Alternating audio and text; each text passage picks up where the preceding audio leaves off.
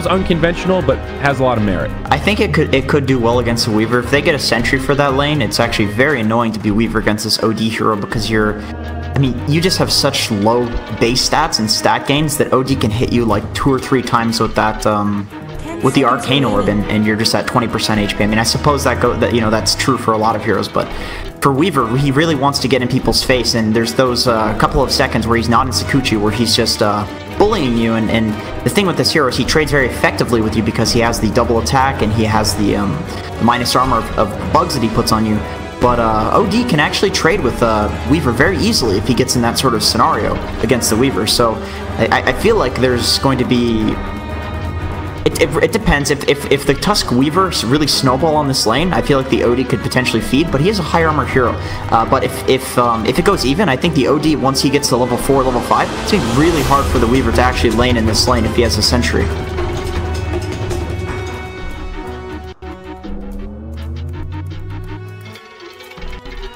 Definitely. Tusk as my supporting cast to help me through this laning phase than the Clockwork Dazzle.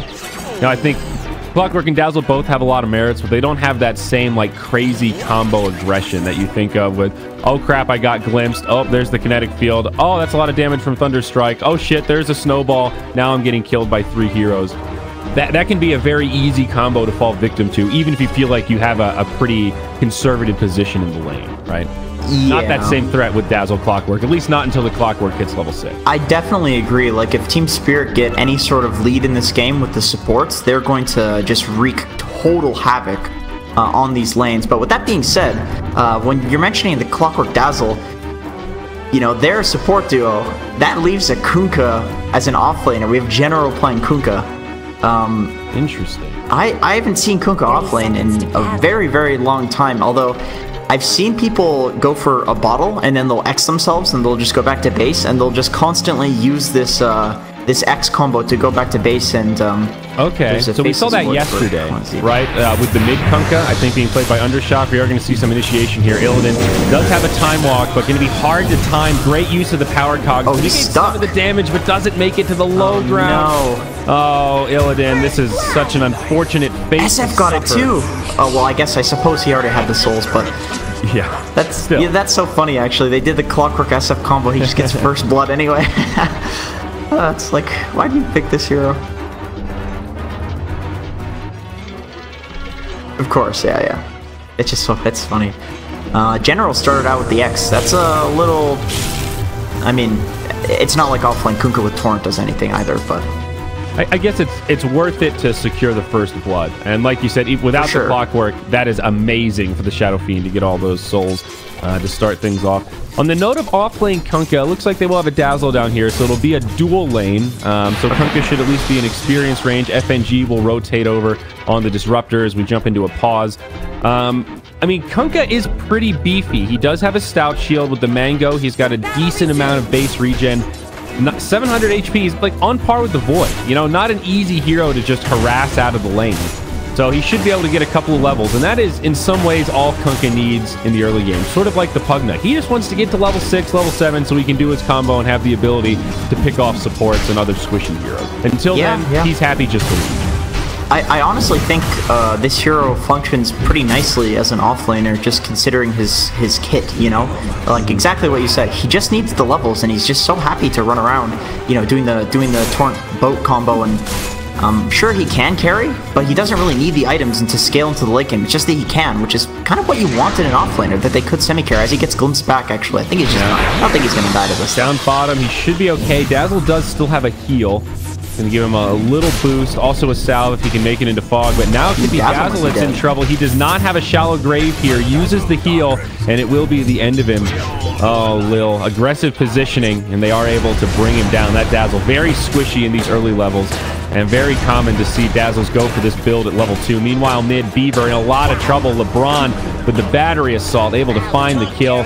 Power of that early Clockwork rotating around. If you get isolated in a 1v1 like that, it's going to be a Clockwork kill pretty much every time. Battery assault is insane.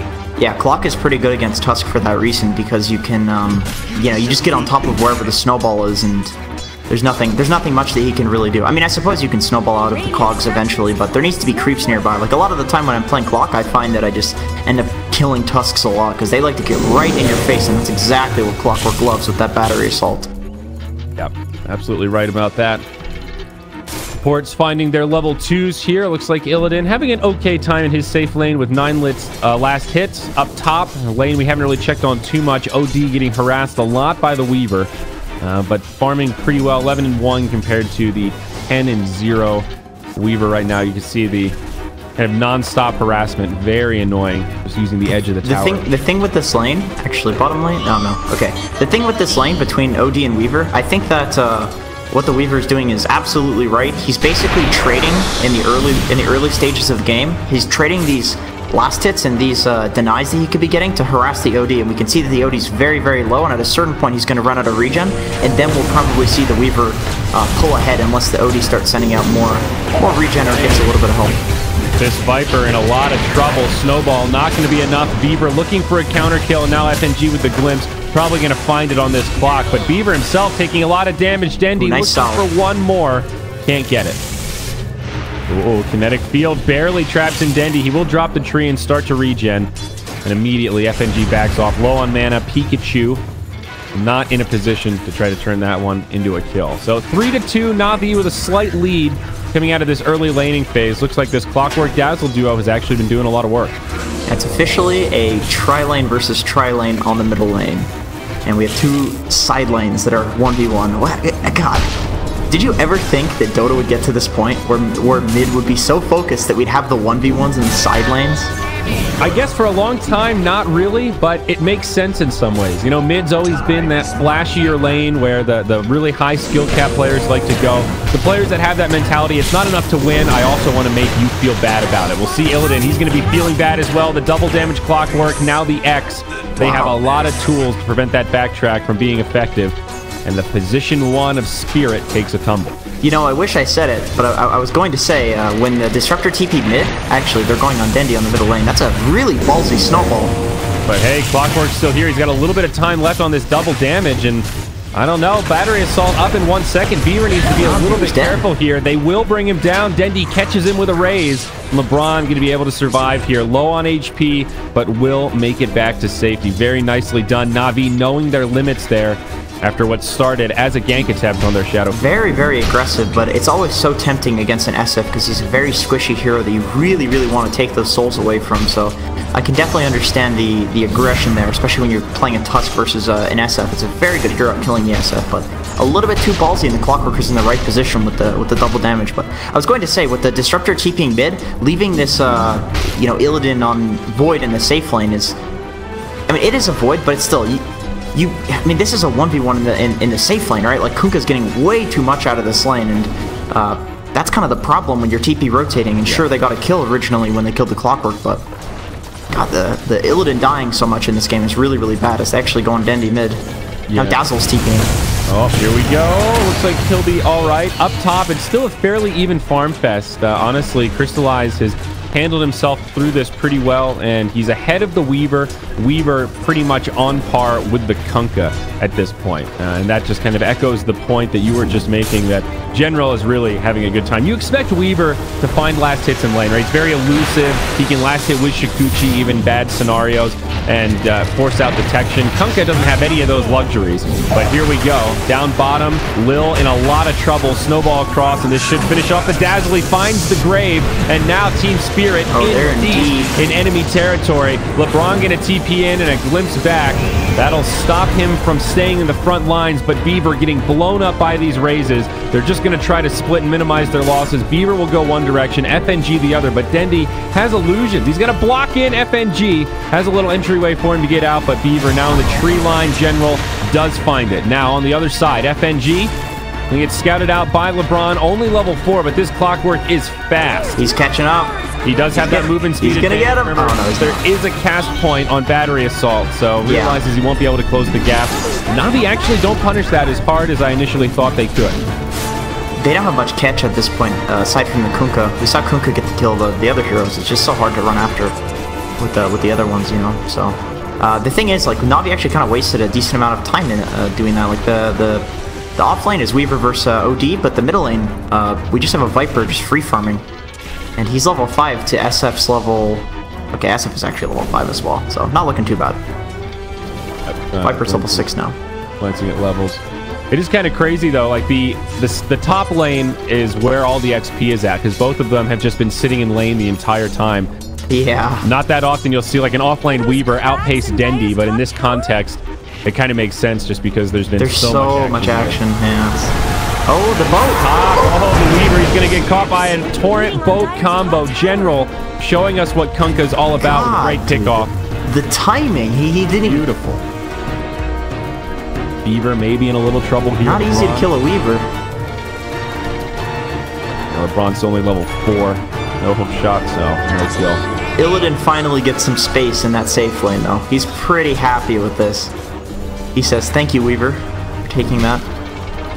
Kunkka's true. What do you think build-wise for Illidan? Like, we're 8 minutes in. He's pretty under-farmed. Do you try for a Battle Fury still, or do you switch it up? I mean, it's a hard call. I think people just tend to go for Battle Fury no matter what now, because it's actually a pretty decent damage item as well. But he does have a Weaver, so they have a lot of carry potential just with the 3 cores that they have. And I'm not sure if he needs a Battle Fury, but I think he probably will go for one, because that's just what people do. They just mid lane, set up onto the Viper, but Snowball, it's going to be there, and that completely mitigates it. Now the Snowball forward onto Will. He's going to stay in the front lines. Kinetic field. It's a messy fight mid. Navi on the aggressive. They'll find another Torrent. Connects on Pikachu, and Viper will fall. Drops the Viper strike on General to try to turn and do as much damage as he can. Nice now Boyd, he joins the party. First hit bash on Will after the Chrono. They focus the Dazzle, so there's no grave. It's the right target, and now they want General. He's got the Scarab on, and this Weaver will chase him down. Couple uphill misses, and now crystallizes there. Weaver does find the kill on the other side. FNG did fall to Dendi, and now Weaver in a little bit of trouble. He doesn't have another Shikuchi, but he might get some more stick charges. LeBron with some nice crowd control. Stick gonna come up, but Dendi has the raise and finds the kill. It's a double for the Shadow Fiend in the mid. Alright, they're trying so hard to shut this Shadow Fiend down, but he's like such a problem in this game right now. He's just got 2 kills, maybe 3. I mean, how many kills does he have at this point? 5 kills. He's 5-0-3. So while his last hits aren't looking absolutely amazing, he is getting all of these kills in this game. So it's kind of the attempt to shut him down is backfiring in this game. Like, he's going to be a huge problem. Shadow Fiend, very strong right now. We've talked about the different builds that you can go for, but movement speed is where it's at. You get the drums, maybe you get a Yules, and then you get that 40 movement speed talent, and you feel unstoppable. It's like a permanent haste rune. And yeah, that's just the beginning, right? What is that, a level 15 talent? So as we've mentioned a few times, this is the hard part of the game for Shadow Fiend. When you have to start like this... Canceled. Yep, looks like Dendi may take a tumble here. He's going to do everything he can, but there's a couple of infused raindrops. Doesn't even have the ultimate to channel, and he will get picked. So a little bit unfortunate there. Kill. They absolutely needed to kill him. But meanwhile, up top does open up a little bit of space. FNG goes down first, and now Illidan will walk away, and it looks like he is going for that Battle Fury, as you mentioned. I think the next hero that Spirit need to look to kill is the OD. Like, he's you know, you don't want to give a hero that snowball. Like, you kill them once, and all of a sudden, instead of them being completely unkillable, they're more, you know, they're more vulnerable. Like, it's very important to kill them that one time, because people can get to that unkillable point with a hero like OD. When you blink Hurricane Pike and you're just hitting for, you know, 300 pure damage hits every hit, it's like you can completely snowball a game. So it's very important to kill him next. Like, the SF is dead. I think that problem has been mitigated to some degree, and I think the OD is the next focus for the Chrono. These offlaners have been doing insanely good rotations. I mean, despite being on 2 like semi-carry heroes on the Weaver and Kunkka, Weaver's like mid all the time, getting kills. The Kunkka, like, Jesus, look at the torrents that he's hitting. Just the you know, without even the X, like, he's hitting all these torrents and just ganking very, very well on these like non-traditional offlaners, but playing still kind of that supporty, ganking offlane role with these heroes that aren't traditionally played like that. Yeah, I mean, it's still an incredibly even game. Na'Vi have gotten the better of these skirmishes. 11-5 is a pretty wide gap, but the actual net worth lead is still pretty low, especially with that pickoff on the Shadow Fiend. And Illidan has really gotten a lot of space to recover. Oh, yeah, there was a window there like 3 or 4 minutes ago where it felt like, okay, this Void is really behind pace. And now his GPM has really improved. He's about even with Dendi. But he just not far behind. Is he going to get jumped on? That's a hook shot into Cogs disabled. Dendi does have a double damage rune, but Chrono comes out after he mitigates a lot of the damage. Lil is there, will have a shallow grave if needed, but Void going to survive through this. Now FNG also rotating in. Dendi gets glimpsed back. Lil still in a great position, holding on to that grave. Weaver in the back line. Dendi in a little bit of trouble, has the double damage rune, but Weaver still alive. This is so chaotic, but Dendi survives through all of it. They also find a kill onto Beaver. It is definitely Navi's fight to take. LeBron going to block off the retreat. A beautiful torrent on top of the Void. General just thinking a step ahead at every turn. LeBron actually thinks about going back in, and now this will cost him his life. I don't think the Dazzle has another grave. No, it's only level 2, so still a very long cooldown as Lil does TP out to safety. So a messy fight. A couple of kills are picked up by Spirit. It is a 2 for 2 when it's all said and done, and actually Spirit are the ones to find the advantage in the end. Lil had such an insane amount of composure in that fight, and Dendi trusting Lil to grave him when it was absolutely necessary. Like he almost didn't grave Dendi at all in that fight because he was waiting to bait with the Shadow Fiend kill. He was baiting the Weaver, and it turned out to, I mean, the fight was in Navi's favor because of that. I mean, it was really, really nicely played by Lil on this Dazzle, although it could have gone very, very poorly if he was, you know, any mechanically less skilled, but, you know, clearly with Lil, that's not going to be an issue. He got the grave off right at the last fraction of a second where it saved Dendi. Rogue rotation, they're going to bump into the Weaver, time-lapse immediately into the Dream for Spirit in that scenario. The one hero who can break the smoke and then get away from it scot-free. LeBron misses the hook shot, looking for Beaver perhaps. Na'Vi grouped up in the mid. Set is 5 right now, putting a lot of pressure on this tower. FNG does initiate with the ultimate combo on the Crystallize.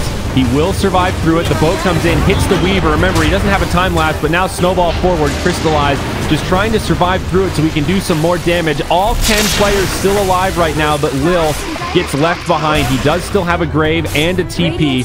Dendi playing the buddy system, not leaving his comrade behind. A regeneration rune also here for somebody, probably Crystallize. And yeah, the OD is going to get picked up. So after all that, Spirit hangs on. Nothing really happened in that fight, but yeah, this is good for, that was good for Team Spirit though. I mean, Weaver with the gank, breaking the gank, that was just really perfect positioning from him. Immediately pressing R, so he's not going to get caught. And then Illidan actually gets the top tower, and he's very, very close to his Battle Fury. He's about 300 gold away. Look at the recovery. Remember yesterday how much we were talking about how costly rotations are for mid and off laners to rotate and then not get anything? This is it right here. Now Void is 500 net worth ahead of Dendi before those rotations started. Yep. That's so costly for Na'Vi. That's the repercussions. That's that is what you risk. F6. F6. Ooh, look at that. Looks like boobs. How very mature. Oh, they find the X onto the Weaver. He's going to get pulled back. Both combo will connect. He's got some raindrops, or at least he did. Now a hook shot, Shikuchi away. Weaver will survive this one. It's so hard to kill that hero with these ones. Like, he just has bottom, Crystallize. I think he's done for. No way for a defensive Astral. Grave will get used on himself, but the glimpse stops the TP. And Lil will have to say goodnight. He buys as much time as he can, but it's a dead Dazzle. Back towards the mid now. They find the Weaver. He time-lapses on about 1 HP. Oh, man, what a slippery bandit that Weaver is. He cuts through time and stays alive. This Weaver's doing a very good job at being extremely annoying in this game. And as an offlaner, I think that's exactly what you need to do. And with the Solar Crest, that's just... this is the build that I love on an offlane Weaver. Like, you're still capable of being kind of a semi-carry, because of course a Solar Crest isn't a bad item on a carry. I mean, we've seen it picked up on Nakes, actually. And, sure. But... It's also like a supporty kind of utility offlane item, and it's allowing him to be extremely annoying because he's very, very tanky, and he's not capable. Like, he's making himself unkillable by the enemy team because they only have so much stun for him. But it's very hard for him to die within that stun because he has that Solar Crest. and he's maxing the swarm too, so he's going even more of a kind of utility build, which I like. I really like this this kind of offlane Weaver playstyle. I think it's really annoying. It's really tempting to level up Geminate attack because the amount of harass it puts out in lane is really irritating, but Swarm scales really well. The damage, the frequency, and mostly the cooldown. You know, they stay up for 16 seconds and it's a 20-second cooldown. It's pretty significant, and that spell feels pretty brutal when it's only level 1 or 2. It's so annoying. Use it once per fight. I mean, literally. You know, 20 seconds you might be able to get it off twice. Yeah, I mean, the thing is, what I realized when I was spamming this hero a lot is that it's a 4-second downtime on the swarm. Like, you're basically constantly swarming creep waves and camps, and it actually speeds up your farming a huge amount. And if he swarms on somebody who's about to get graved, they might actually die after the grave to the swarm. Like, Dazzle has to be so careful staying near the person and healing them so they don't die in that sort of scenario. So it just puts a lot of pressure on this this little Dazzle, which he's been handling quite well actually, but it still puts pressure on him. Setting up on the tower does go down, and now the snowball onto Lil. Glimpse back. Na'Vi taking a lot of damage and 2 fall to start off the fight. Shadow Fiend and Dazzle hit the grave, and meanwhile up top, Illidan deploys the Chrono, locks LeBron in place. Cogs come out, but those are some shards and a hook shot. Counters upon counters upon counters, and the Clockwork will live through it all. He's pretty happy with that. The Clock is happy. I don't know about Na'Vi, but Clock is happy. Well, I think Spirit have to be happy with that one. Big pick on Dendy, and look at this, right into the Roach Pit, man. Oh, this is a really good call, actually, because he used Hook to get away. They just... Oh, wait, I was going to say, he glimpsed the Kunga, but he X'd himself. But yeah, they have no Hook to steal this Roshan, so it's actually very hard for them to fight this. I don't think they can at all. This is such a good call by Team Spirit, actually. Yeah, and they can kill it just fast enough. You know, I like the positioning, right? Like, FNG as well as the Viper take a very aggressive posture. FNG gets still looking up. to fight, though. He will pay with his life, and now they might actually have the advantage. Everyone on Spirit, low on mana, running low on cooldowns. Beaver's also going to get left behind. He gets locked in by Shards and Cogs. Both supports of Team Spirit fall. The end, I think they're still pretty happy with that, though, if they don't take any additional casualties. Weaver going to get hit by the Kunkka combo. There's no boat, however, and he's just going to time-lapse back. He does get hit. Clock has Hook, though. He's not going to go for it. That's pretty ballsy. Yeah, I mean, he does have a Sentry, but it's pretty rough. So, I mean, Na'Vi do get some cleanup. So, looking at this graph, it's been swinging all over the place, kind of like a heart rate monitor. Oh, is Illidan going hard onto Lil. FNG comes around the backside. Lil gets brought back into the silence. He is going to make it to the edge. He'll have a grave, and he's going to get it off onto Crystallize. But Team Spirit, could they turn this? No, it's Crystallize that comes out huge. The hammer brings down 1. That'll be the Aegis, and now they're going to try to get out of dodge. The Banish buying them some time. But Illidan jumps forward. They're going to try to split. Lil out of cooldowns. He does have a TP, but thinking about juking in the fog there. Going for the big plays, but couldn't quite find it. Another fight was on the backside. It looks like LeBron did die to the Weaver, and they killed each other. So a very destructive fight. 5 die on the side of Spirit, 4 die on the side of Na'Vi, but it was an Aegis of the Immortal. So nothing lost for the Faceless Void. What a game, dude. This is just Once again, Lil with the perfect timing on the grave. In the other scenarios where he was holding it like that, mechanically it looked pretty. You know, it was like, okay, I can appreciate that he's doing it, although it didn't do anything. In that fight, it absolutely meant the world. The OD survived for just the right amount of time to blow up the Faceless Void with that ultimate, because he got so many stacks of the Arcane Orb, because the grave came out at the perfect time. Lil is just playing this game so well. Like, I understand why they picked the Dazzle now. I mean, they don't even need to combo it. This guy's just, like, timing these things perfectly. Well, Snowball, again, going to mitigate the Kunkka combo, but LeBron, he still wants to go in. It's LeBron versus 5, and not going to go too well for the Clockwork there. It's going to be a freebie. My bad. He's got big balls. But, yeah, you're definitely right about the way Lil plays this Dazzle, and I think it is just an extreme comfort pick. But with the OD in particular, I was talking about Shadow Fiend, keep those resets, but the point you just made about OD is absolutely on point. That's 5 additional seconds for the OD to just stack up in and get to that breakpoint where his It actually made a difference last fight, too. Like a team fight. Yeah. Yeah, it was total... Oh, jeez. That's a... Chronosphere onto Crystallize. It's a 3-on-1, but Lil, he is going to be here. Grave comes out. Maybe they can still turn. There's a couple seconds left. There's the Astral, the double reset, but they need some damage immediately. The shards are there, but it's not enough. God. Crystallize, he's so low. Finally glimpsed back. They will bring him down, but Lil makes them work for it. Yeah, if he survived, that would be insane. Okay, dude, you know what I just realized? OD has Astral Imprisonment for after the Grave as well. Like, this is such an annoying combo to deal with. They can just save people for so long. And then Kunkka can like put a torrent down pretty much on top of the OD so that you can't hit him with melee strikes afterwards. You got Clockwork, you push you back with Cogs. They have so much peel for this Outworld Devourer. But here we go, another fight in the mid. It's non-stop as Spirit press forward into the tier 2.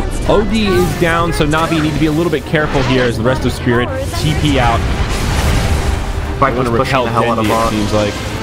They can glimpse him back, but it's just a Tusk and a Disruptor. Weaver's coming in, but yeah, they can kill him with the Weaver. Getting pretty low now. The Walrus Punch. He's in a lot of trouble.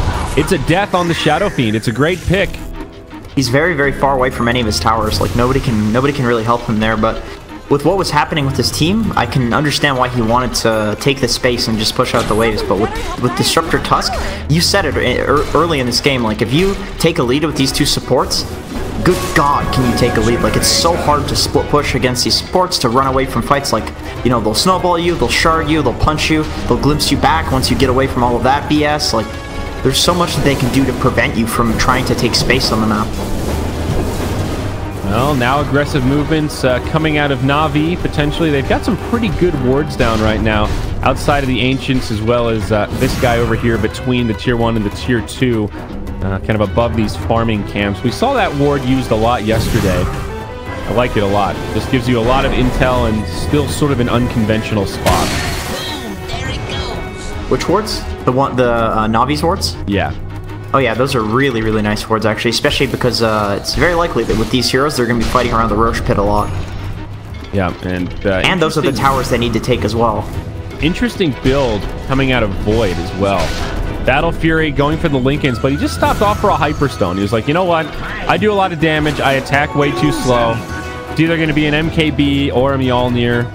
Either way, he'll eventually use it. It's a good item, you know, and it's going to up his DPS a lot. I think it's actually a pretty effective item for the cost in terms of the damage that it gives you. It's like one of the most effective, so it makes a lot of sense actually. Ooh, glimpse on the Clockwork. They're going to set up now. A lot of follow-up damage is immediately into a snowball. And there's that Tusk crowd control coming in handy. Easy pick on the Clock. Secret will further their lead. Clock is kind of taking... Spirit, rather. Clock is taking that kind of role of just running around and taking the hit for each of the kind of ganks that are happening. So yeah, kind of like what we saw that Bane do yesterday. Yeah, exactly. There's always one. There's always somebody who keeps Chrono. Oh no, the shards! Wow. It biffs the whole Chrono. That was a bit of a miscommunication there from Secret. I think that's when you again. Team Spirit. When you just get out of dodge. Yep. Yeah. Well, happens to the best of us. Both looking for the catch, and Beaver kind of taking the fault for that one. Relatively long cooldown, but hey, 90 seconds. 90 that just kind of goes to show that how big the ice shards is, that the Void literally couldn't run around it for the life of him. Yeah. It's just... actually no path there. There was no path. No path at all. Yeah, I suppose there's a difference between, oh, okay, you made me run around this and just mitigated some of my damage to, no, we did nothing. Yeah. Oh, that sucks. It happens, though. Ooh, look at this dude. Weaver very close to the Aghanim's Scepter. He's just got the gold for it now. And kind of a game-changing ultimate. Being able to cast that on your allies. It is the reset of resets if somebody gets caught. Honestly, it's one of the most annoying spells in the game when you have that Aghanim Scepter. I don't honestly know what the counter is in a lot of scenarios, but I can actually see a counter on the side of Navi. Like, if you are an Outworld Devourer, you're hitting somebody, and they get reset, do you really care? Don't you just ult them, and it does their entire HP pool of damage anyway? Because you've hit them all that time, you know? Yeah. Uh-oh. We will see this fight break out. Static Storm Kinetic Field catches Lil and LeBron. Lil dies first. Both of them take a tumble before any of their teammates can react. And now Spirit want to press forwards. This time it blocks out Crystallized. Beaver making up for the missed play earlier. And Crystallized will force himself to the high ground. It's a good try, but in the end it will not be enough to stay alive. Illidan will finish him off. And 3 go down on the side of Na'Vi. Great initiation from Team Spirit. FNG starting the whole thing off with that Static Storm Kinetic Field. Yeah, and then those shards blocking off the OD, they got the even more prime kill. Like, the supports, I mean, it's very important to kill the supports at the start of the fight, but typically you just want to do that so that you can get the more important kills, and it's easier. And they did. So that was really, really good for them that the ice shards blocked off the OD, and the OD just... he knew he was dead as soon as that happened. He was just trying to waste time. Man, this really is falling apart quickly for Na'Vi, though. Only 27 minutes in. This lead is not insurmountable. It just feels like Secret are completely controlling the tempo. That last fight was without a Chrono, right? They knew Chrono was on cooldown, and still Team Spirit were able to find that great initiation and pick off 3 without really losing anything except cooldown. So now that they've got everything available, Static Storm up in about 5, they're going to move into this tier 2, and they're going to keep the pressure on. Yeah. During this whole time, though, Dandy has been taking the space. He has a full Black King bar coming out on the courier.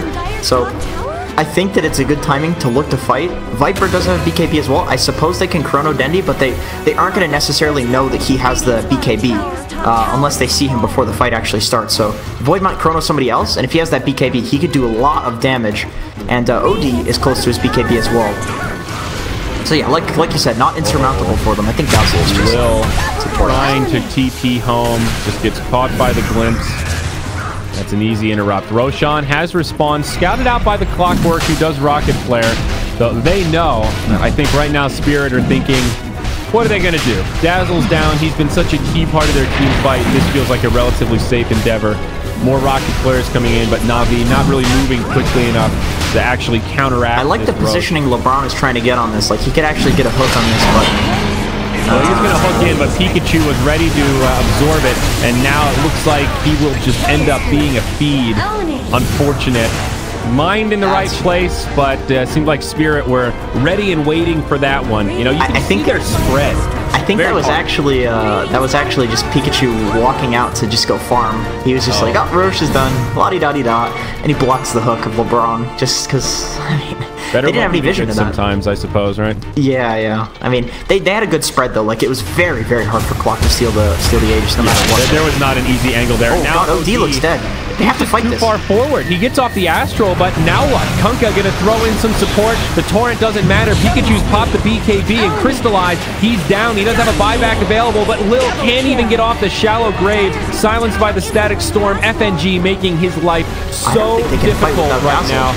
High ground siege continues. There is a cheese on the Viper. Remember, Dendi does have this fresh BKB, so maybe an option for Na'Vi, but they are going to hold on. No buyback used by the OD. Maybe trying to fake it and make it appear like he doesn't have one, so that they can hopefully bait Spirit into an overcommitment. But Chrono onto Dendi. Hook shot in. Now the boat. That's the counter action from Kunkka we were talking about. It does keep his teammates alive, but now LeBron possibly in some trouble. Void barely survives, but does time walk back. They lose Beaver instead. Pikachu taking a lot of damage. He's already eaten the cheese. A lot of stick charges. Trying to go blow for blow with Crystallized. The buyback has been used, and now Na'Vi are starting to clean house. FNG also very low. Gets left behind. Caught by an X. The Weaver goes in hard, tries to fish off a ward instead of Dendi. FNG falls, and now Illidan back to life and trying to retreat. General would have fallen, but a great grave from Lil. Na'Vi with an amazing hold. General will still fall at the end. That's pretty unfortunate, but I mean, even minimal damage done to this tower. They used a glyph. They did have to use a buyback that the teamfight recap won't help with, but Spirit get repelled.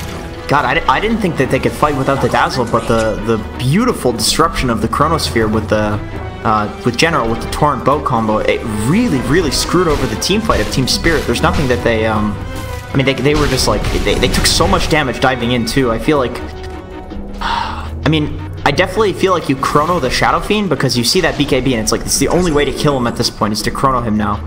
But good God that he was getting tickled by Illidan. Like, it didn't do anything because the boat buff and the Dazzle buff. Well, actually the Dazzle wasn't available, but The Dazzle would prevent that even more with the Weave, but the boat buff alone was enough.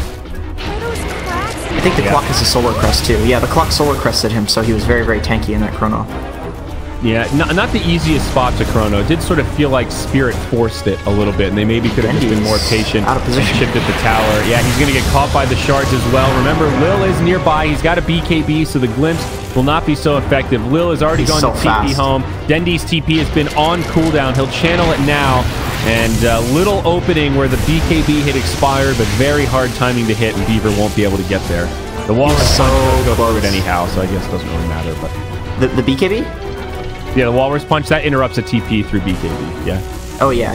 Yeah, so, you know, that little window didn't really matter too much. It was just getting vision so Beaver could find him. But, yeah, that Shadow Fiend, man, that's what you're talking about. He's, like, hasted up, 507, 509. Sanch Yasha and the drums with the movement speed talent. Ridiculous. Yeah, he's been taking all of the space on Dendi. I'll be very impressed if that's if that actually carries them back into this game, because it's an interesting call against these heroes to be like, okay, you guys fight. I'm just gonna go split push the lanes, because I would assume that OD is the one that's really gonna bring this one back from the brink, because I mean OD is it's a ridiculous hero. Like, no, you never are in a position of total disadvantage with an OD. Like, he can always get enough arcane orb stacks, but really it's the SF that's doing a lot of the work in these fights in terms of... in this game, the Shadow, or pardon me, the Outworld Devourer and the Void are playing the same position. And just the nature of Battle Fury heroes, it makes such a difference. Like, it just feels like OD farms so painfully slow compared to the Void, you know, and literally half the net worth. Is an amazing farmer, you know. It's just one of the limitations of the hero. They'll miss the Clockwork Hook, and now BKB TP Viper lives. They really needed that hook shot to interrupt it. And miscommunication there from Na'Vi, looks like. So, and it's just so much easier for the Void to kind of mindlessly farm in the jungle. Down bottom, LeBron going to get caught by the Static Storm Kinetic Field. That should be a kill. And on the other side, it's a Chronosphere onto Dendi. He is going to survive long enough to BKB. Beaver goes in onto Lil, and they will bring him down before a shallow grave can come. Dendi does live as he makes it back up to the high ground, but he is low on HP and still had to BKB anyway. I wonder if Illidan is waiting to potentially turn this Hyperstone into either a Monkey King Bar or an Assault Cuirass, depending on what Dendi's next item is. It's pretty wild to see just a straight-up casual Hyperstone, though. He built an entire Lincoln's and Butterfly after he picked it up. And it makes you wonder if it was intentional or if that was just a change of heart, you know? I don't know, dude. I feel like it's... Oh, Viper got caught by Torrent, actually. He's safe right, because Weaver exists. Wow. He's cool. Good shit, Weaver Aghanims. He also has a BKB now, by the way. Yeah, he can be a little bit more annoying in these fights. He was kind of blowing up to the OD. He wasn't too happy about that, so he goes for the BKB. Despite not actually doing very much damage himself, he's just wants to be a little bit more annoying and in the face. Like, he can kill the supports of Na'Vi, that's for sure. But the cores, well, he's really just a scarab at this point, putting a swarm on people.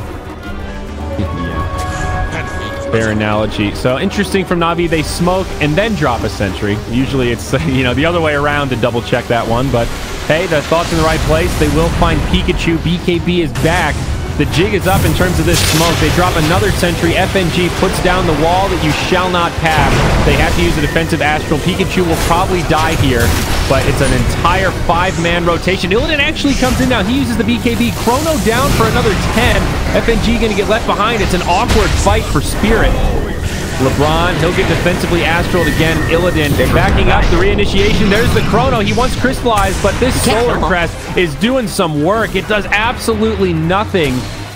A very sloppy initiation for Na'Vi, but in the end, it works out. They might even get a Weaver on top of this. He does have a BKB still, but no TP, so a tough one to get away from. He will use the BKB now.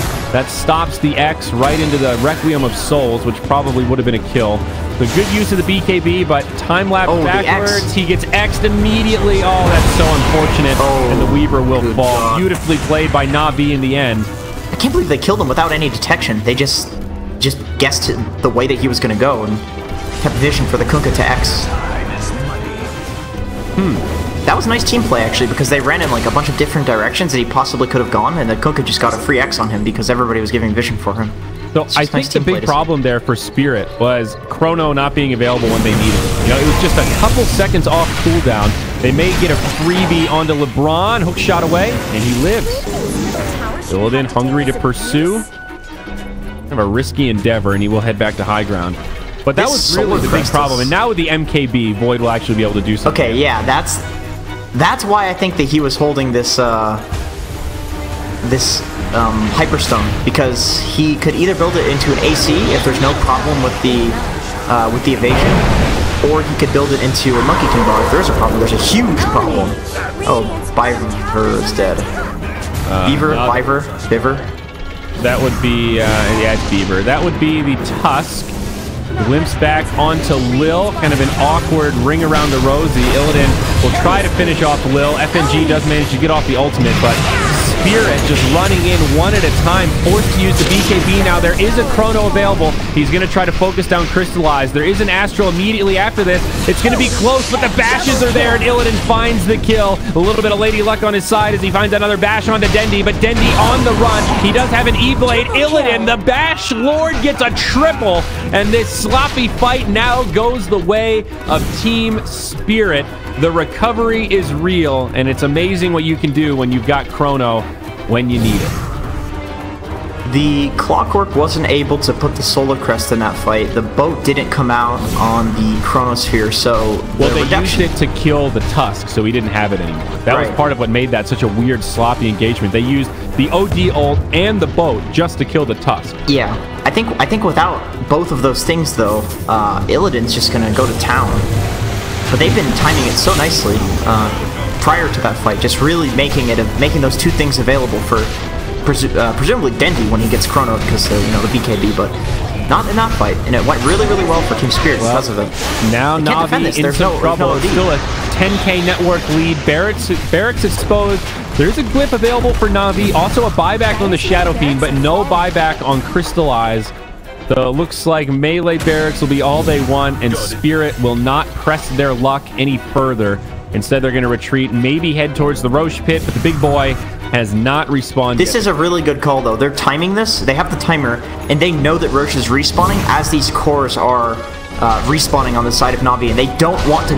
They clearly didn't want to buy back for that rack, so they're like, okay, we're going to go take Roche on. Unfortunately, it's not a good timing because it just respawned, but that would have been a really, really nice play otherwise, because they would have taken a free Roshan and maybe forced the buybacks, because clearly they weren't buying back on the racks, so who's to say that they would buy back for the Roshan? So they could have gotten a free Aegis, but at this point now there's the cores are now alive on the side of Na'Vi, so they can actually fight this if they do go into Roche. I think you can make a similar case though for Spirit. Butterfly very close on Viper. They still have no real tools to deal with the evasion, and now two Butterflies on the side of Spirit. We're gonna have to hold that thought though, as it looks like there's gonna be a fight around the Roche pit. Again, great positioning from Spirit to make it difficult for this Clockwork. Not an easy angle to initiate and catch multiple heroes and cogs. Instead, kind of playing human barrier in some ways. Clockwork continuing to throw rocket flares into the Roche pit to give some vision for Na'Vi. It's almost like Na'Vi don't really want to fight this. You know, they want to stop the Roche and they want to jump in if they can catch an initiation, but it doesn't feel like they really want to be here. I think they go for the steal on Clock, but he's not really in the right position for it. A lot of sentry wards down on both sides. It's a battle for vision. If Na'Vi could catch this Weaver, that would be huge. Right now, the Weaver getting caught is such a big deal, but Radiant will clear out the other sentries and feel pretty safe. That's always the weird, wonky thing when you're dealing with a Weaver. It's like, do you kill him? He's a Weaver, but if you don't kill him, doesn't he just ags time lapse somebody on your team, like the enemy team? Like, it's just such a hard situation to be in. And now the Roche just falls. Void going to be the one to grab the Aegis. And remember, that's a refresher shard. So we have a double Chrono, double BKB on this no-faced big boy. Oh yeah, he has it in his stat or in his backpack. I wonder if he's gonna exchange the Lincoln Sphere or something like that. I mean, it only, what is it, a 6-second cooldown when stuff goes into the out of the backpack, so... Yeah, I suppose he'll probably just wait for the Aegis to... He's got a little window, yeah, and the Aegis is the other thing. I mean, he's even going bootsless right now with raid boss mode. Hey man, with the Butterfly, you don't need boots. That's true. The movement speed. Void is stupidly farmed right now, though. He's 50% more farmed than the leader on the side of Na'Vi, so it's getting to that point. Everybody. Uh-oh, Pikachu. He gets time lapse. That was the Weaver. So that'll be back up in, 15 seconds, not to worry. Illidan jumps in looking for the chrono, but doesn't force it. Good composure. They're just going to slow siege the tower, and that will be the end of it. Now he jumps in. Chrono on 3. Connects on Dendi. Lil not there for the grave. The BKB. It's beautifully done by Illidan, and that could be the game-winning play. Buyback from Dendi, though, straight away. BKB's now popped. Spirit are going to have to do it again. Void still has the Aegis. They lose FNG in the fray, and it looks like on the other side, they're going to pick off Beaver as well. So Na'Vi do make a hold. It goes a little bit better than I thought before. He's back in. He pops the BKB. Crystallized with the defensive action. Lil still alive. Dendi on the other side with his BKB, but now the second chrono. Crystallized going to be the one to fall. It looks like the Void gets isolated. Well, he stays alive. Lil now max HP with the grave. They're going to try to turn on to Illidan, but he mitigates the damage. Dendi is still alive. Illidan can put out the damage, but he can't get to the targets that he wants. He gets off the Aegis, but they are ready with the boat. Is it timed right? It is. Illidan's Blinkins is broken. Able to time walk back, but no, he gets pulled in instantly, and now without that cooldown, he's going to get destroyed. A lot of evasion. He has time for another time walk. I don't think he lives here. He has the blink. He'll chase him down, and that's the godlike streak ended. 1,000 gold going the way of Dendi. What looked so good for Spirit ends up being a great hold for Na'Vi, despite having to use a buyback. I can't believe they did it. I mean, Crystallized was at 10% HP in a chrono, but they just kept using the Void. They just kept, you know, just doing all of these really annoying things. Like, I think that was, I think the Kunkka really won that fight for them with just being very annoying to the Void inside the Chronosphere. Like, he hit the Torrent, he Yules, and by that time, the Chrono was over. And then Crystallized is just perfectly fine to Hurricane Pike away and be saved by the Dazzle and so forth. Well, now and they're just running straight down mid. They're trying to force this buyback. The other way, yeah, and they really need to, at least to level it out. The other way to consider this, though, is if they kill Dendi, Spirit will all of a sudden be in an incredible position. The Void's Chronosphere will be up in 25, so not a huge window for Na'Vi to try to force this fight without dealing with those big ultimates. Now, there is an MKB also up on the Outworld Devourer, so what we saw in that last fight where the Void had so many evasions in a row, not going to be the same case where Crystallized can probably do a lot more damage this go-around. Oh, that Shards was almost predicting. Shot in, though. 3 people in the cogs. There's a snowball to counter it. Dendi very low on the back. Oh my god, that bow. He does get off the ultimate, but Kunkka with a great bow. BKBs get popped, and Na'Vi are just laying in the damage. 2 supports down for Spirit. Neither of them have buybacks. And all of a sudden, this push gets a lot more scary if you're a Team Spirit fan. Void will be coming up. He'll have a buyback as well, but still, this is a 5v3. I don't know, the supports are pretty important on the side of Team Spirit, and considering their supports, I don't know if you're Na'Vi, you might assume they don't have buyback, but with the Void being alive, it looks like they're scared, which I can understand. Okay. Void in the late game, my god, is he spooky with that massive, massive Chronosphere. Yeah. And the items he's kind of a wild card. Oh, yeah. If he manages to find that 4 or 5 hero chrono, all of a sudden that 5v3 is a 4v3, and you're on the tail end of it. So I understand the desire to back up after that kind of a scenario. Void just picks up a Moon Shard now. He's going to consume it immediately, so a little extra night vision, but even more attack speed going his way. So Void getting to that point where he is pretty kitted. Will probably want BOTs now. That'll be his next upgrade, but he's there, man. Yeah, he's huge. I mean, he just does so much damage in these fights. But if they can disable him in these chronos, like, for instance, on the Refresher Shard, he didn't have BKB, or maybe he didn't use it. I assume he didn't have BKB, because I don't see Illidan not using the BKB, especially after the first time he gets torrented. He was just getting really, really distracted in that Chronosphere, although he has done a very, very good job at hitting the Dazzle, as well as the primary target that he wants to focus in the Chronosphere, which is a lot easier with that Chronosphere AoE, but if he doesn't do that, the Dazzle just graves whoever it is, and it's a total waste of Chronosphere, which presumably is you know, pretty good reason to pick Dazzle in the games, because you can do that sort of stuff. And the OD, like, both of these heroes can save. And in the last fight, he chronoed both the OD and the Dazzle. And the Kunkka just did, you know, what the OD and the Dazzle would do, which is kind of stop the chrono from killing anybody. Yeah. Lil now with a Blink Dagger, so that will help the general equation you're discussing right now. He'll be able to sit further back and then blink in to get off those graves. I think going to be much more challenging for the Faceless Void to be able to just land those easy 2 or 3 hero chronos and catch Lil inside. I like that pickup. He needs to stand so far away. Like, he just keeps getting caught inside the chrono, which I don't blame him, because for God's sakes, that Chronosphere is basically the size of the map. But if he's out of the Chrono, it's just a wait. It's just almost a waste of Chrono because he can just glimmer the person after he graves them in the Chrono. And with an OD, like if they protect the OD for 10 seconds of hitting, OD will one-hit them all with Sanity's Eclipse. It's just how this hero functions in late game. Weaver is going for the Nullifier now, so getting to that point where he is going to hit pretty damn hard just from all the passive benefits of that item, and then just one more tool in the Team Spirit arsenal for that kind of pseudo lockdown, if that's what you want to call it. Yeah, that's a really good item. It disables these BKBs, which allows the majority of the heroes on Team Spirit, even the Void, to do more damage. And yeah, that'll be really, really useful in these fights. Really close to only a couple hundred gold away. Although it's fairly short range, it's gonna be hard to use it inside the Chrono. Still a decent lead for Spirit, but 47 minutes in, 10k doesn't feel nearly as significant compared to this double damage rune, for example, on the Faceless Void. That is a very scary thing to see at 47 minutes, especially when he's got a Moon Shard already acquired. They're going to play it a little bit more passively, though. It's at about half duration. This is always a little bit scary if you have the double damage, because there's this extra pressure to force it. I think he can chrono almost anybody with this double damage, honestly. Yeah. I think they see it now, though. He's playing very conservative, and he is just going to let it expire. Okay. Yeah, I mean, that's definitely a safe play. Just because you have a DD doesn't mean you want to throw the game, although God knows I would definitely just jump in there and try to chrono and I mean, it's pretty tempting, because in the back of your brain, you're just thinking, you know, that Shadow Fiend's buyback is still on cooldown.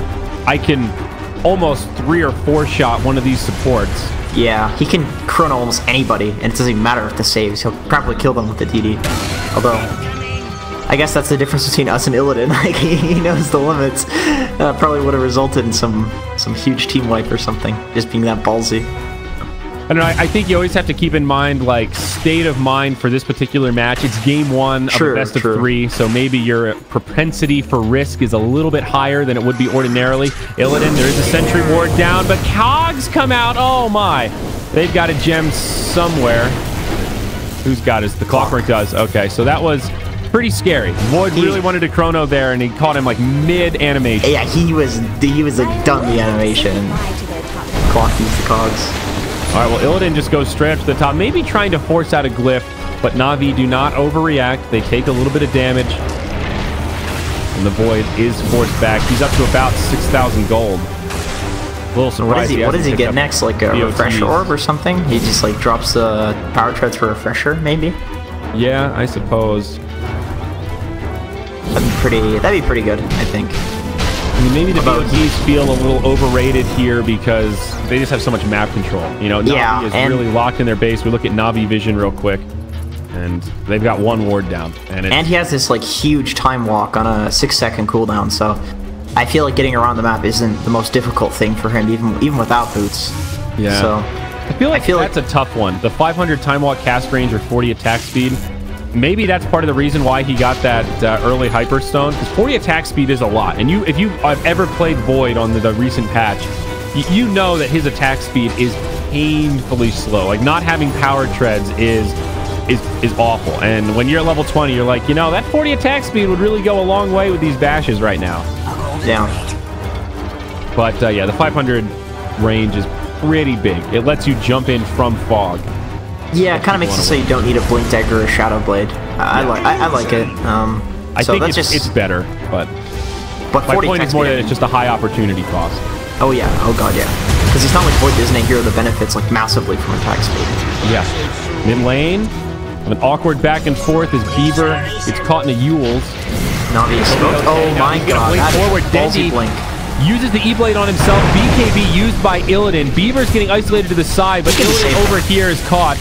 Lil does have a shallow grave available, and he will get it off. Illidan forced to retreat. Now on the other side of the fight, Crystallize getting low. Illidan trying to move in, finish off Lil, but this Dazzle is still alive. They'll finally lose the OD, but Tusk and Viper have already been brought down. It looks like a pretty good fight for Spirit. Illidan not doing the damage he would like, but now LeBron slowed down, nowhere to go. He'll get finished off. That Tusk Sigil is still alive. General tries to TP out, but the bashes are there.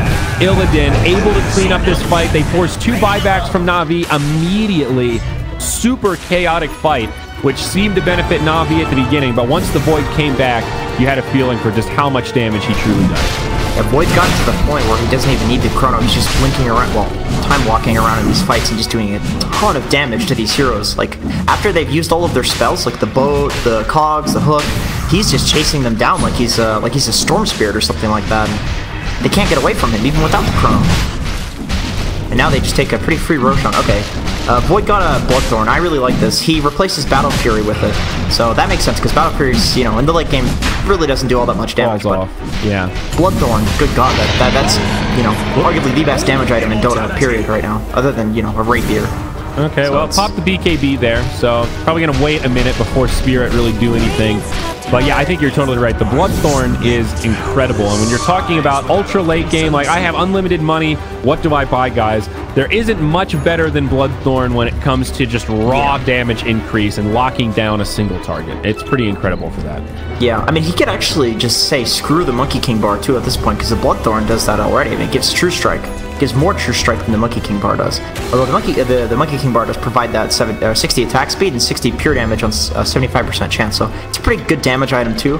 But he could replace this with like an Assault Cuirass or something like that and just do like way more damage. So he still has potential to grow in this game with the Bloodthorn pickup. For sure. And Void hanging on to both the Cheese and the Refresher Shard at this point. 2 buybacks used. What else is available? Shadow Fiend has one. And it looks like Kunkka has one. And I think that's it. Dazzle short on gold right now. Yeah, OD bought back, so... Yeah, OD's on cooldown. He has a Monkey King bar on OD, actually. That'll be very useful in these fights. He's had that for a little while. He's been doing a lot of damage. Looks like Gem in the inventory of FNG, so vision control going the way of Spirit. Illidan in the front line, smoked up. Maybe aggressive with this chrono because he has 2. It looks like they'll just finish off the bear. Kunkka being a little bit cheeky. He just one-hit FNG. Wow. He has a Rapier on Kunkka. Holy shit! Yeah, he's dead. But now Illidan, he goes in with the chrono, has to focus on LeBron, pops the BKB as the boat flies through. Crystallize going to BKB also. They really want this OD. Walrus Punch from Beaver, but now he's in really deep. It's an awkward fight from Spirit. I don't think they were ready for their Disruptor to just get obliterated like that. It happened so fast. I was like, okay, Kunkka's going to go in with his little X. That's nice. You're clearing out some creep waves. And the Disruptor he just fucking died. I was sitting there, I was like, what happened? How did that happen? And I just looked at Kunkka, he's a Rapier.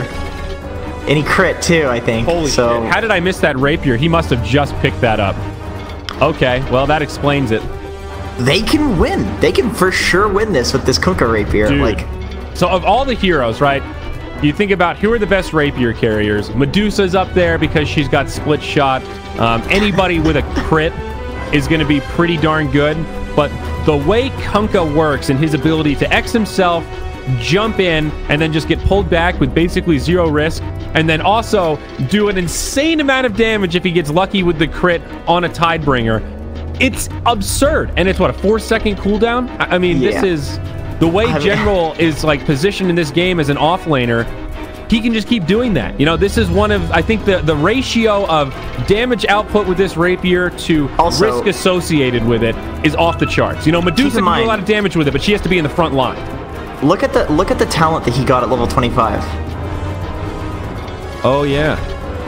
Pretty serious stuff here. If you're Team Spirit, you're kind of thinking, okay, maybe we'd be a little bit more careful because, oh god, did you see how aggressively the Disruptor was positioning, kind of just baiting, like, this is our game, we're in control, and then he's just like that, he's gone. Oh my god. It's still insane, like, so 20k net worth lead, 1 lane of barracks down, 1.5, who cares about that? But Spirit are well positioned just in terms of they've got a Refresher Shard, they've got a Cheese, like, and here we go, Illidan, he's gonna jump in, they're gonna find Lil. That is a dead Lil. The Bloodthorn just completely locks him down, and it is the target they want. General is going to be nearby, though. He catches two with a Torrent Bow combo. Look how fast they die. Illidan, he gets the time lapse, so he will be able to survive for now. The time dilation connects on a few. LeBron taking a lot of damage in the front line, and this Void trying to get away. OD Weaver's dead. That's a gem. just destroys the Weaver. Gem down, and meanwhile on the other side, that Dendi just killed Aegis. Oh god. This is a disaster for Spirit, and I don't think Illidan can get out of this one.